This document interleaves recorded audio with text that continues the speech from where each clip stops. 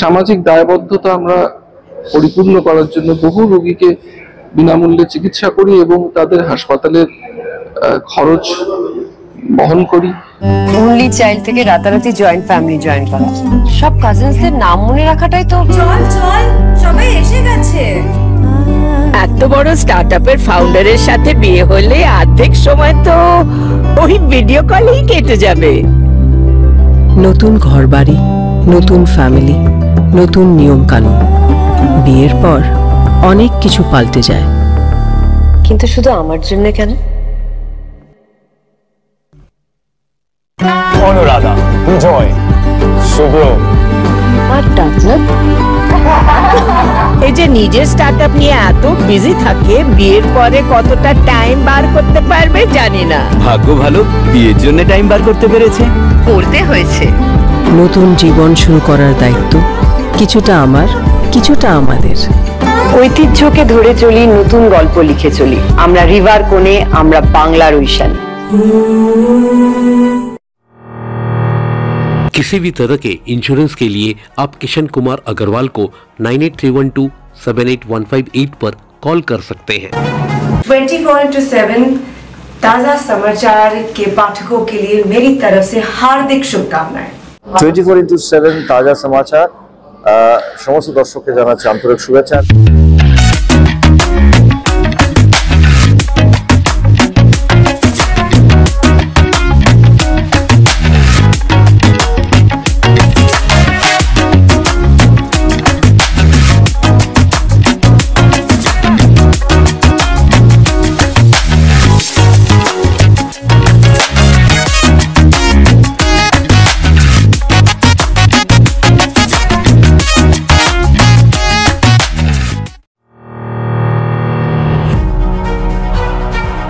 रविवार को सॉल्टलेक स्थित ईस्टर्न जोनल कल्चरल सेंटर में स्पाइन रिसर्च फाउंडेशन की ओर से कार्यक्रम अपराइट 2025 का आयोजन किया गया था।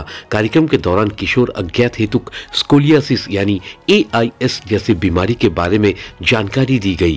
AIS एक ऐसी स्थिति है जिसमें रीढ़ की हड्डी में S या C के आकार का वक्रता होता है। यह रीढ़ की हड्डी में होने वाली एक विकृति है।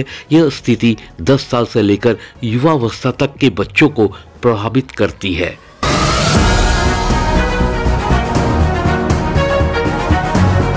कार्यक्रम के दौरान स्पाइन रिसर्च फाउंडेशन के managing trustee doctor Somjit Basu, advisor doctor Amitabh Biswas, advisor doctor Indrajit राय सहित स्कोलियासिस से पीड़ित बच्चों और उनके अभिभावकों को बढ़ चढ़कर हिस्सा लेते देखा गया।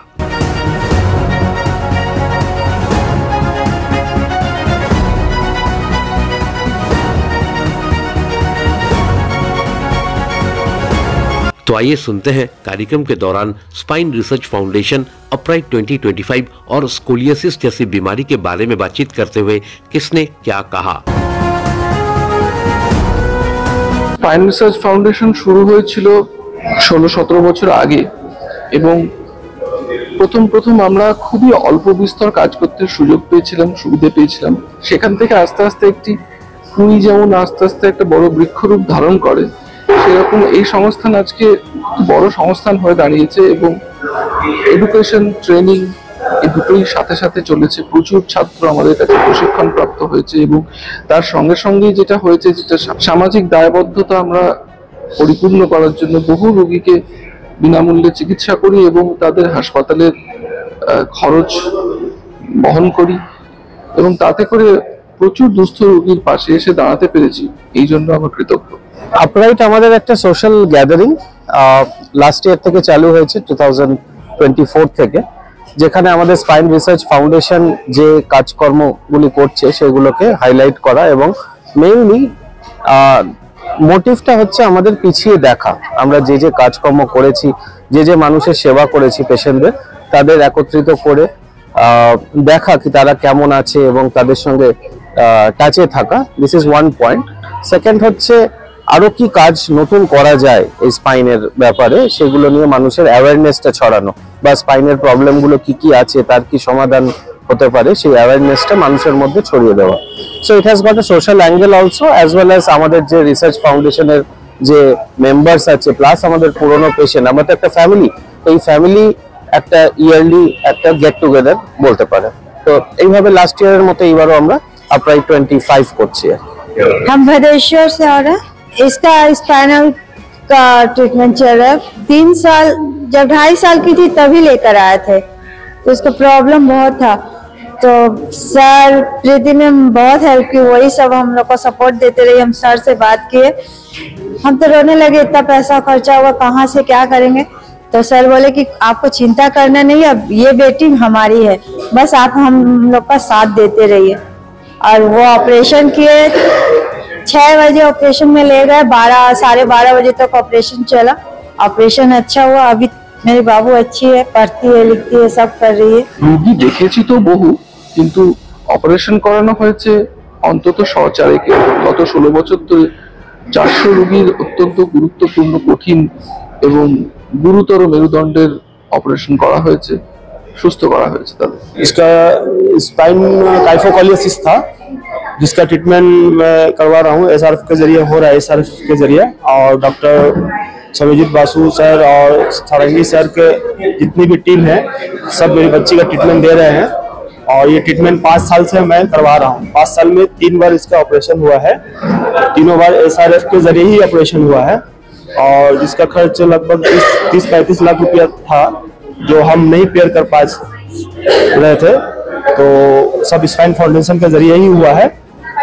और अभी भी ट्रीटमेंट में है, अंडर ट्रीटमेंट एसआरएफ टीम के ही ट्रीटमेंट में अभी भी चल रहा है। I haven't joined officially 16 years ago, though I have been with them unofficially.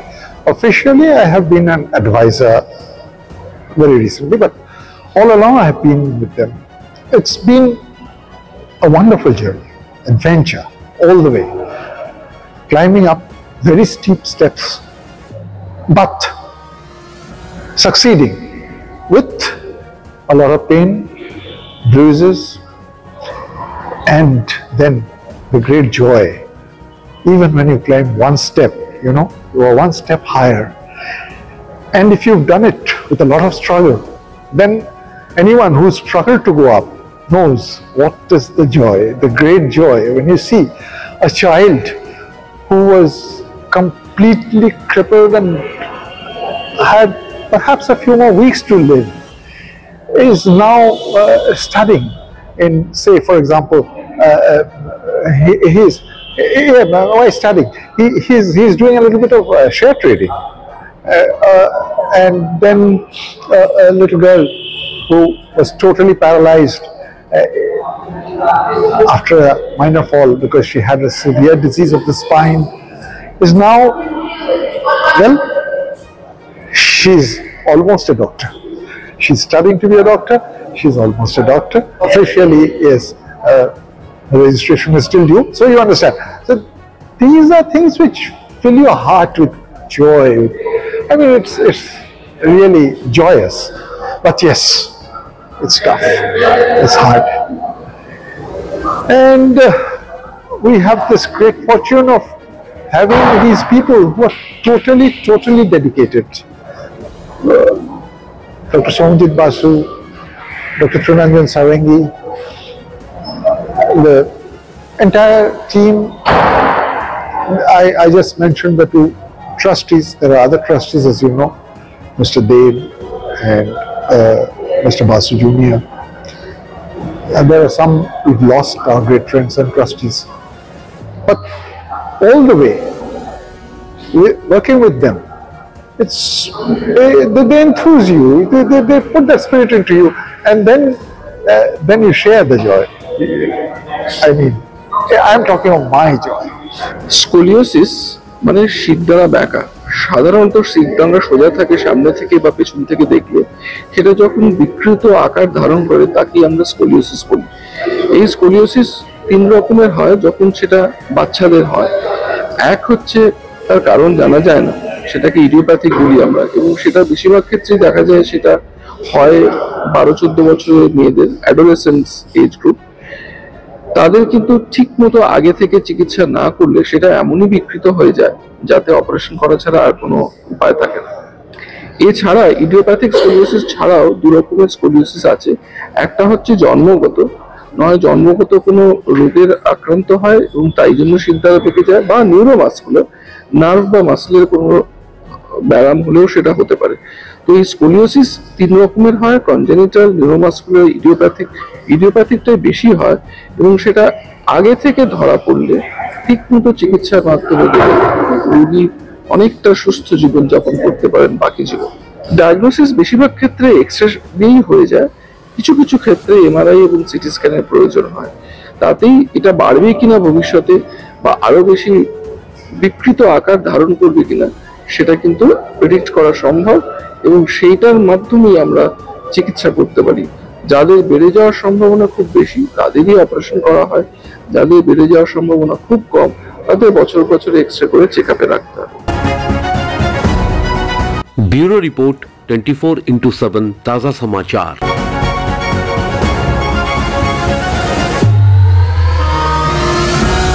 Exclusive jewellery collection DTC London द्वारा best showroom award winner RR Agarwal jewellers, Kolkata Jaipur के बाद अब रौरकेला में भी RR अग्रवाल ज्वेलर्स, रिश्ता भरोसे का। নমস্কার, আমি ঋতুপর্ণা সেনগুপ্তা। 24/7 তাজা সমাচারের জন্য রইল আমার অনেক অনেক শুভেচ্ছা, ভালোবাসা। All the best.